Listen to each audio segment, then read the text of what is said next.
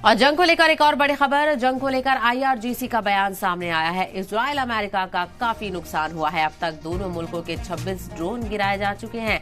कई unmanned armed drones को भी कब्जे में लिया गया है। जंग को लेकर ईरान के इस्लामिक रेवोल्यूशनरी गार्ड ने कहा है कि उन्होंने अब तक दुश्मन यानी इजराइल और अमेरिका के 26 ड्रोन मार गिराए हैं, जबकि कई अनमैन्ड आर्म्ड ड्रोन्स को कब्जे में भी लिया गया है। तो ईरान की तरफ से लगातार कार्रवाइयां जारी हैं, तो इजराइल और अमेरिका के हमलों को रोकने की भी कवायद देखने को मिल रही है।